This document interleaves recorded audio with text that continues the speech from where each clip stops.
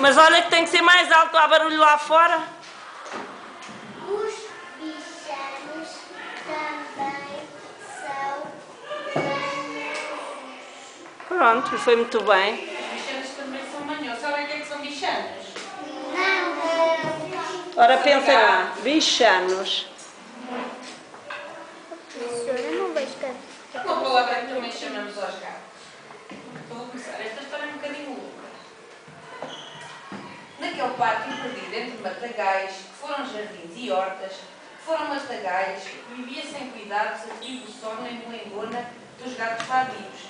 Era a pátria deles, depois do cerco e o seu resguardo, depois das aventuras passadas em terras distantes, muito para lá das fronteiras do território, fronteiras que eram não mais do que as fachadas de prédios velhos a cercarem pelos 4 lados os matagais, as hortas e o pátio cheio de sol todo o dia. Os prédios de janelas muito abertas, de onde pendia a roupoladaria de fresco, passavam o tempo a olhar para os bichanos e disseram que lhes reprovavam viver, ou não fossem habitados por gente que trabalha e detesta a vadiagem. Do que eles se dizia na vizinhança, não queriam os gatos saber. Eram gatos dos quintais, caldérios, desleixados, matulagem cerebro na beira, que bebia de olhos fechados o sol que era dado e comia pouco. E que bem sabia o sol, com que prazer o saboreavam, enquanto o escovavam e lambiam o pelo e os bigodes.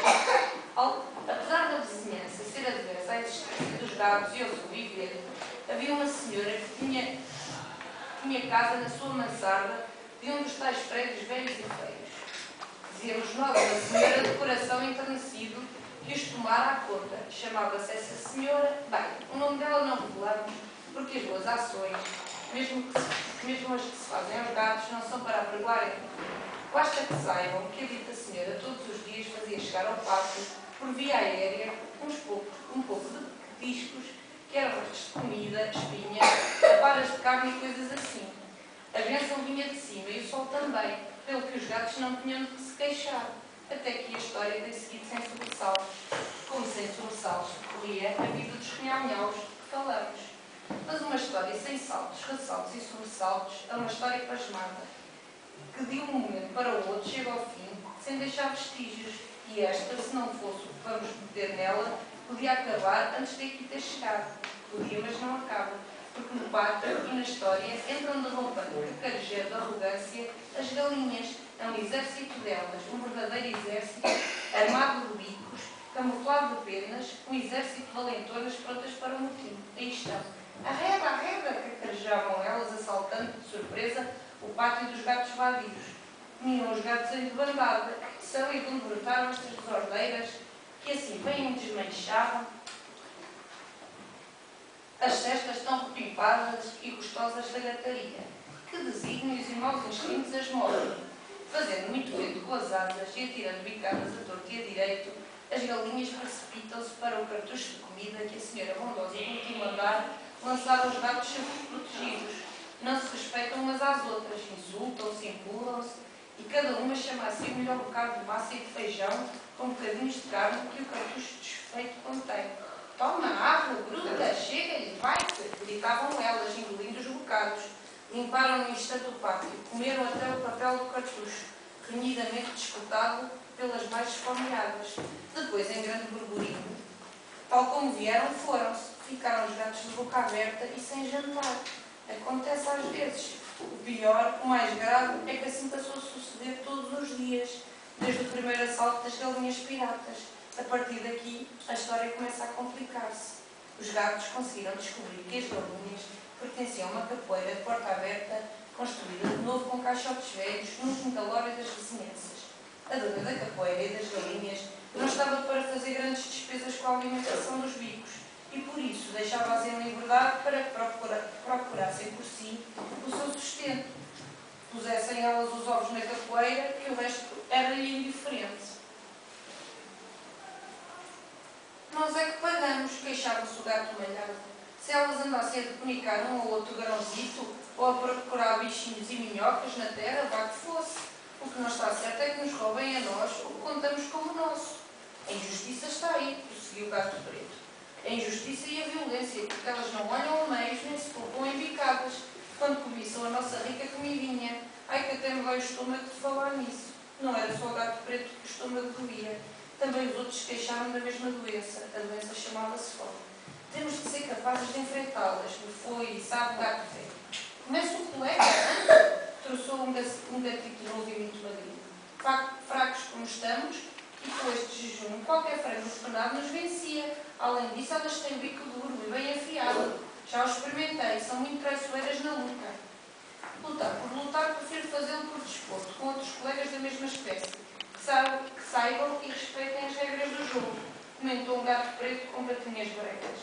Se não as expulsamos do nosso território, que será feito de nós e dos nossos filhos? Perguntou uma gata preta e branca, mãe de 7 gatinhos brancos e pretos. Adiantou-se então para o meio do desconsolado bando de tarecos vadios, um velho gato riscado de amarelo e preto, que era dado como sabichão. Até lhe chamavam gato maltês, o tal que tocava piano como falava francês, mas ele dispensava o título e a fama, não era de aparências. Pois o velho gato sábio discursou assim: meus amigos, há um provérbio de gatos siameses que diz que em terra não espiga à força, cresce a malícia. Ora, malícia, ardil, ronha, esperteza e astúcia temos nós de sobra. E ainda por cima temos a razão do nosso lado. Portanto, eu proponho que se nomeie uma comissão onde se juntem as manhas e as armas dos mais manhosos, comissão essa que ficará encarregada de caçar, com a máxima pontaria, a ideia luminosa que nos livre de vez desses trastes, dessas malditas galinhas ferozes. Tenho dito. A proposta foi aclamada, a comissão nomeada, e nessa noite, uns tantos gatos finórios, entre os quais o sábio, reunidos num esconso do pátio, não pregaram olho a discutir. Clareava o dia quando o gatinho mais novo e magricela se despegou do grupo para em patinhas de veludo e convocava esta assembleia adormecida. Apinharam-se então todos à volta do núcleo dos conspiradores e bichanou-se que temos. Faz-se assim, faz-se assado, depois elas, mas nós, e vai daí, vai nessa altura, e nós e tal. Estava finalmente armado o plano que iria, de uma vez para sempre, libertar a parte da pátria da gataria das tiranas do galinheiro. O sol já crescia em toda a sua força sobre o pátio, quando os gatos dispersaram, felizes cada um para o seu coiso do costume. Que plano magnífico, não ia falhar de certeza. A partir desse dia começou a constar nas capoeiras da vizinhança que uma raposeca tinha descido à cidade e andava a fazer razia pelos frangos mais tenrinhos. Quem passava a palavra eram os gatos à boca pequena, com grandes mistérios. Estas coisas tomam volume e, sem se saber como, já se falava numa quantidade de raposas, uma praga delas. O papagaio da Benedito I Direito, que era locutor em serviço permanente, dava notícias cada vez mais alarmantes. Ora, escarneciam as galinhas da tal capoeira de porta aberta. Esta história da raposa ou das raposas não passa de um boato. Se fôssemos acreditar em tudo que nos contam, estávamos servidas. As outras galinhas das outras capoeiras, essas mais medrosas, pediram reforços de cães de guarda, luzes durante a noite, arame farpado e galinheiros blindados. À prova de raposa, valia mais prevenir. Riam delas e dos seus temores as galinhas glotonas. A comida continuava a cair no pátio, lançada dos prédios, assim que o cartucho se esparramava no chão, saltava sobre ele o bando das piratas. Arreba, que acarejavam elas de bico em risco. Os gatos encolhiam-se, soltando miaus que doíam muito nos ouvidos. Era um espetáculo muito triste. Mas uma manhã, quando um exército de se investia para o almoço, fez-se um grande silêncio no pátio. Os gatos fugiram ainda para mais longe e na parede batida do sol desenhou-se muito nítido o perfil esguio de uma raposa.